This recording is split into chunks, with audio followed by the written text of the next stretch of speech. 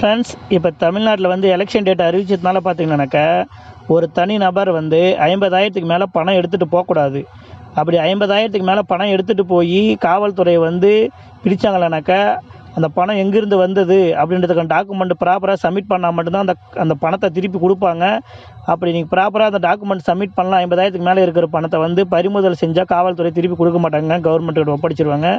அதனால் வந்து நண்பர்கள் வந்து ஒரு வண்டியில் டிரான்ஸ்போர்ட்டு காரு அட்வான்ஸ் கொடுக்குறதா இருக்கும், கேஷாக கொடுக்கும்போது ஒரு வண்டியில் வாகனத்தில் எடுத்துகிட்டு வந்தாலும் சரி, கையில் எடுத்துகிட்டு போனாலும் சரி, பைக்கில் எடுத்துகிட்டு போனாலும் சரி, தகுந்த டாக்குமெண்ட் இல்லைனாக்கா வந்து அந்த பணத்தை வந்து திருப்பி கொடுக்க மாட்டாங்க. அதனால் வந்து கரெக்டாக வந்து 50,000க்கு மேலே பணம் எடுத்துகிட்டு போகாதீங்க. அப்படி எடுத்துகிட்டு போனால் கரெக்டாக டாக்குமெண்ட் ஏங்க. ஏன்னா நேற்று என்னுடைய நண்பர் ஒருத்தர் வந்து அதர் ஸ்டேட்டில் வந்து டிரான்ஸ்போர்ட்டுக்காரு கேஷாக கொடுத்துருக்காங்க வாடகை பணத்தை.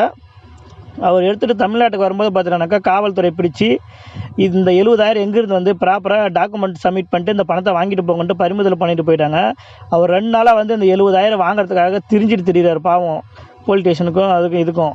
அதனால் வந்து நண்பர்கள் வந்து 50,000க்கு மேலே பணம் எடுத்துகிட்டு போகாதீங்க. நீங்கள் அத்தியாவசியமாக எடுத்துகிட்டு போகிறீங்கன்னா கரெக்ட் டாக்குமெண்ட் வச்சுட்டு எடுத்துகிட்டு போங்க. அப்படி இல்லைன்னா 50,000க்கு மேலே எடுத்துகிட்டு போகாதீங்க. முடிஞ்ச வரைக்கும் அக்கௌண்ட்லேயே ட்ரான்ஸ்ஃபர் பண்ணுங்கள். அதே மாதிரி வெளி மாநிலத்திலேருந்து தமிழ்நாட்டுக்கு வர்றவங்க பார்த்தீங்களானாக்கா அதர் ஸ்டேட்லேயே வந்து அக்கௌண்ட்டில் போட்டு ஓனர் அக்கௌண்ட்டுக்கு பைசா போட்டுருங்க, பேங்க்கில் காசு கட்டி. இல்லைனாக்கா டீசல் போட்டுருங்க, டோல்கேட் ரீசார்ஜ் பண்ணுறங்க. ஏதோ ஒன்று 50,000க்கு கீழே வச்சுக்கோங்க பணம். அதுக்கு மேலே வச்சு